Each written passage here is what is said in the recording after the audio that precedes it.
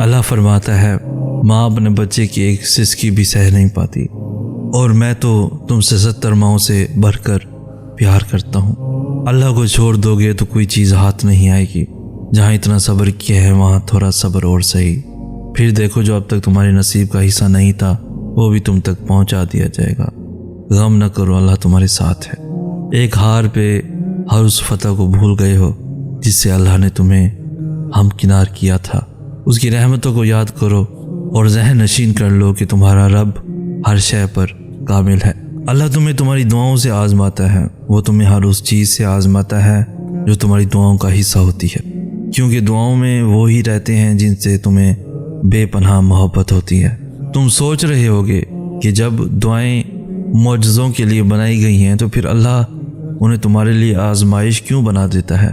وہ ایسا اس لیے کرتا ہے کیونکہ دعائیں توکل کی دلیل ہوتی ہیں، اور اللہ کہتا ہے کہ تمہیں کیا لگتا ہے کہ تم کہو گے کہ میں ایمان لایا اور تمہیں آزمایا نہ جائے گا؟ جب تم یقین کا دعویٰ کرتے ہو تو سب سے پہلے اس یقین کی گواہی تمہارے دل سے لی جاتی ہے، اس لیے ہر اس شے کو تم سے دور کر دیا جاتا ہے جس کے بغیر تمہارا دل دھڑکنے کا تصور بھی نہیں کر سکتا۔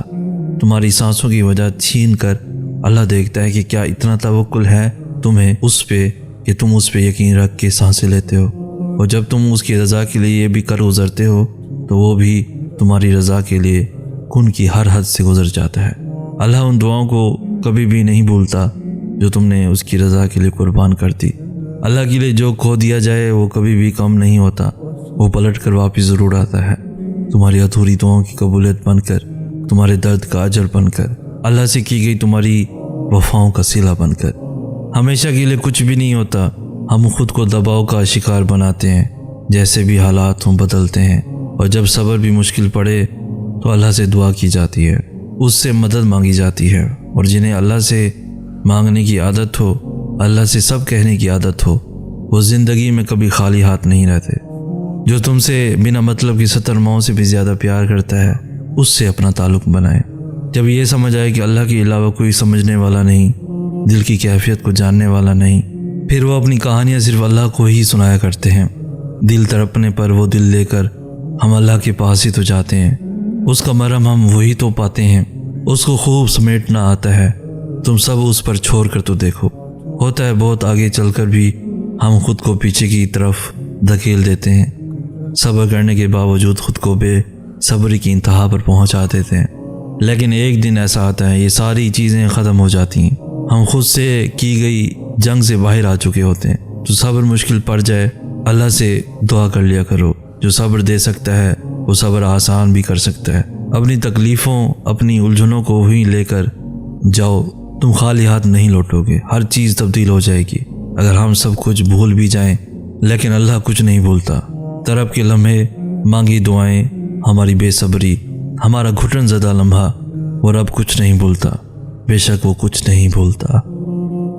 تم اداس ہو، مگر کیوں ہو اداس؟ کیا دعا قبول نہیں ہو رہی اس لیے اداس ہو؟ ہاں، کبھی کبھی قبولیت کا لمحہ ہوتا ہے تو منہ سے نکلتے ساتھ ہی دعا قبول ہو جاتی ہے، لیکن پتہ ہے کیا، جس چیز کے لیے تم سجدوں میں تڑپ کر روتے ہو، جس کے لیے تم خود کو بدل دیتے ہو، اللہ پھر اس پر تھوڑا امتحان ضرور لیتا ہے تاکہ وہ تمہاری اس پکار، اس طرف کو دیکھ سکے، تمہارے میں کتنا صبر ہے دیکھ سکے۔ اور اگر تم صبر کرنا سیکھ جاؤ گے نا، اس بات پر یقین رکھو گے وہ تمہیں ہر لمحہ دیکھ بھی رہا ہے اور سن بھی رہا ہے، وہ تم سے غافل نہیں، بس دعا ابھی قبول نہ کر کے آزما رہا ہے، اور آزمائش کبھی ہمیشہ کے لیے نہیں ہوتی۔ اور جب کوئی امید نہ بھی نظر آئے پھر بھی دعا کے لیے ہاتھ اٹھائے رکھو، بس وہی ہے جو دے سکتا ہے، اس کے علاوہ بھلا اور کون ہے جو تمہاری دعائیں سن سکے، تمہاری مدد کر سکے، تمہاری تکلیف کو سمجھ سکے، تمہارے انتظار کی اذیت کو دیکھ سکے، تمہاری خاموش آنکھوں کو پڑھ سکے، تمہارے حلق میں پھنسے آنسو کو بھی بھانپ سکے، تو پھر عرش سے آواز صرف کن کی آئے گی۔ وہ تمہاری چھوٹی چھوٹی کوششوں سے بھی واقف ہے جو تم اس کی رضا میں راضی ہونے کے لیے کرتے ہو۔ وہ تمہارا صبر کرتے کرتے تھک کر گرنا اور پھر دوبارہ اٹھنا اور صبر کرنا بھی دیکھتا ہے۔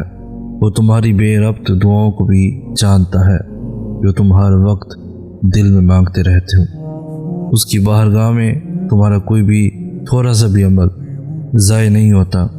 وہ دیکھ رہا ہے، جانتا ہے تمہارا حوصلہ اور ہمت، وہ خوش ہے تم سے، اور اس کے پاس تمہارا اجر بھی تیار ہے۔ بس جلد تم اپنا اجر حاصل کر لو گے، اور پھر تم دیکھو گے کہ وہ رب واقعی کچھ نہیں بھولتا۔ وہ ہر کوشش، ہر عمل کا اجر دے کر ہی رہتا ہے۔ جن لوگوں کو اللہ تم سے دور کر دیتا ہے، اگر تمہیں ان کی حقیقت پتہ چل جائے نا، تو کبھی بھی تم ان کے لوٹ آنے کی تمنا بھی نہ کرو۔ اللہ کی ہر کام میں حکمت اور بھلائی پوشیدہ ہوتی ہے۔ جو چیز اللہ جانتا ہے وہ تم نہیں جانتے، اس لیے اللہ سے ضد نہ لگایا کرو اور اپنے فیصلوں کو اللہ کے حوالے کر کے مطمئن ہو جایا کرو۔ بے شک اللہ کے فیصلے ہماری خواہشوں سے زیادہ بہتر ہوتے ہیں، اور اللہ سب سے بہترین حکمت والا ہے۔ اس پر کامل یقین رکھو، وہ کبھی بھی آپ کو نا امید نہ کرے گا۔ وہ آپ کو جہاں سے توڑے گا وہاں سے وہ آپ کو اپنے ساتھ جوڑے گا، اور جسے وہ اپنے ساتھ جوڑ دے وہ انسان کبھی بھی ناکام نہیں ہو سکتا۔ زندگی کے بہت سارے اسباق میں سے ایک سبق یہ بھی سیکھا ہے میں نے کہ جب ہم اللہ پر چھوڑ دیتے ہیں معاملہ، تو وہ رب ایسی جگہوں سے نوازتا ہے کہ انسان حیرت زدہ ہو کر سوچتا ہے کہ یا اللہ، میرے صبر کا اتنا اچھا صلہ۔ ہم لوگ یہ سوچنے لگ جاتے ہیں کہ جس نے برا کیا اس کے ساتھ کچھ ہوا ہی نہیں۔ یہ نہیں دیکھتے کہ اللہ ہمیں دنیا میں کیا کیا دے رہا ہے اس کے بدلے میں۔ اور جہاں تک بات ہے اگلے کے مقافات عمل کی، تو وہ اللہ بہتر جانتا ہے کہ کب کس کو کیسے اور کیا سبق دینا ہے۔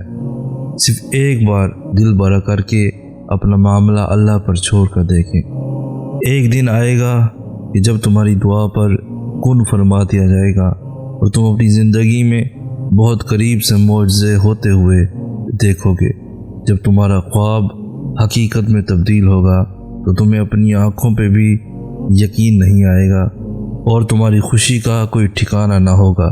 ہاں، ابھی کافی سوچیں آئیں گی تمہارے ذہن میں، کافی سوال آئیں گے کہ نہ جانے کب ہوگی میری دعائیں قبول، کیسے ہوگی، اتنی دیر ہو گئی ہے، شاید اب تو نہیں ہو سکتی۔ ان سب خیالات کو چھوڑ کر بس ایک بار اس شدت کو محسوس کرنا جس شدت سے تم اپنی دعا کو پورا ہوتا دیکھنا چاہتے ہو۔